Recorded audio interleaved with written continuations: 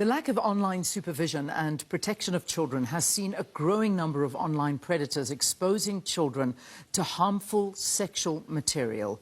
Recently, the South African Police Service arrested 3 alleged child online sexual predators in the Western Cape, including a man who posed as a teenager to lure underage girls to a chat group where child pornography was distributed and shared. This brings the total number of online alleged sexual predators arrested in all parts of the country since last year, November, to 7. But to talk more about the protection of children from online harmful material, we are joined virtually by Dr. Mashilo Boloka, Chief Executive Officer of the Film and Publication Board. Dr. Boloka, thank you very much for joining us and welcome to Morning Live. Good morning, Leanne, and all South Africans. And once again, thank you for the opportunity granted to us this morning. Yeah, it's a pleasure and such an important issue. Now, one of the men arrested in the Western Cape recently posed as a teenager, as I said in the introduction, to lure underage girls to this chat group where child pornography was distributed and shared. I don't imagine that this was an isolated incident, and unfortunately, these cases are quite common. Is that a fact? Do we find this happening quite often? Let's take this opportunity first and foremost as the Film and Publication Board to congratulate the SAPS for the wonderful work that they've been doing. We know 7 is still a low number, but I think it's a step in the right direction. I think as the Film and Publication Board will support them in making sure that these perpetrators get the highest sentence as prescribed in the Film and Publication Act, which is 750,000 or imprisonment of 5 years. If they can get the 2, that would be great. I think this is not new. I think it's a new trend. I think is kind of compounded by technological development around artificial intelligence. I think that's why for many of us in the regulatory space, we are dealing with all this kind of technologies to make sure that we deal with this kind of issues. It's a new phenomenon, it's growing. Hence, also, there's an issue of age verification checks. I think it's a new technology that has been developed around that. So technology is making it more difficult, more complex than this kind of case have been previously. I mean, the internet and digital online platforms have become an integral part of our lives all the time. You rarely find anybody without a device in their hand, and that includes children, young children. And with the increase of GBV cases, online chat platforms, social media, the concern is now around the current regulations, including the Films and Publications Act 65 of 1996, which prohibits the distribution and sharing of online pornographic material. Why is this new legislation that needs to be changed sitting, gathering dust? Shouldn't it all be reviewed and updated now? Just to say, Leanne, I think you are correct. The legislation was amended in 2019. We only started implementing it on the 1st of March 2022. But because the discussions around the legislation started as far back as 2015, and the period between 2019 up until now, I think a lot has changed. Key amongst others, the definition. I mean, in our act, you got terminologies such as child pornography. And how can a child be in pornography? It means, or it seems to suggest that a child is equally involved or is participating in the act. That's why we've got new terminology such as children abusive sexual materials, or CSAM, which is used across the world. And as the FPB, together with our partners in the international world, those are kind of terminologies that we are pushing. And we want to kind of persuade the legislature through our ministry to make sure that the Act is amended, even though we started implementing, but already with the new technologies and new development, it requires to be revised. And I think we're working with the department around that area. Yeah, but when you look at the slow uptake of this, and that's the worrying thing, because predators are out there and they are preying on children.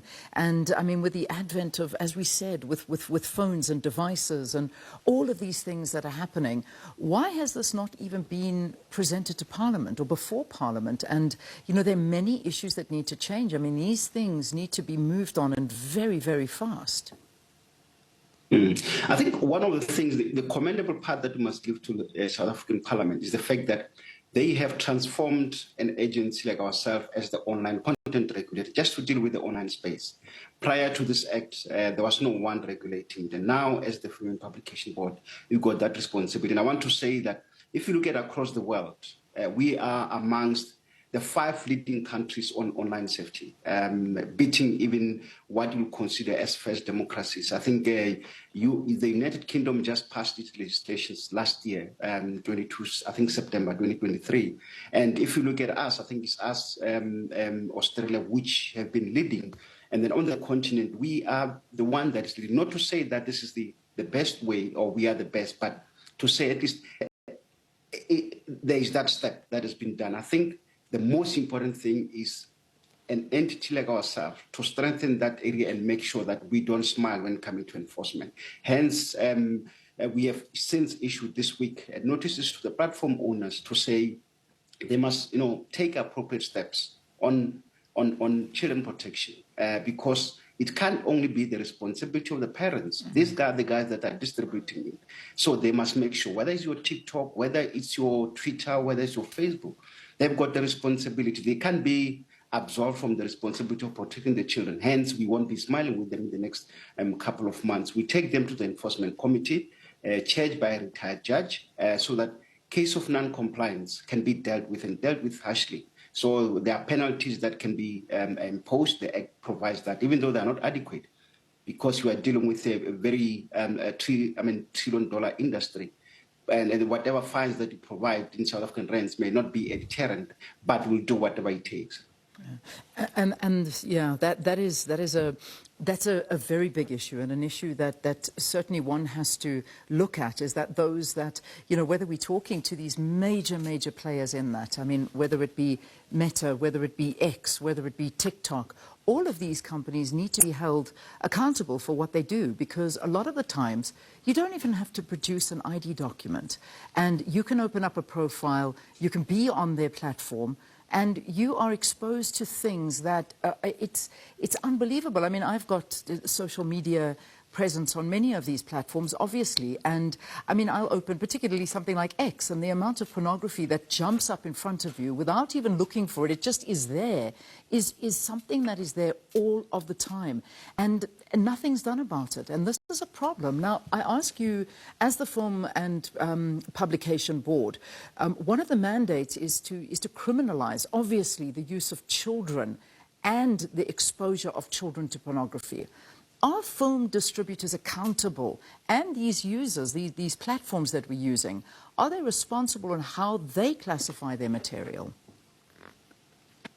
At least on the classification side, let me be honest with you, we get a lot of cooperation. First of all, as required by the Act, they register with us, and most of the distributors in that space register with us, and we classify their material. And I think this is the other part that is very critical, that we issue age ratings, whether it's PG-13, whatever that you can call it.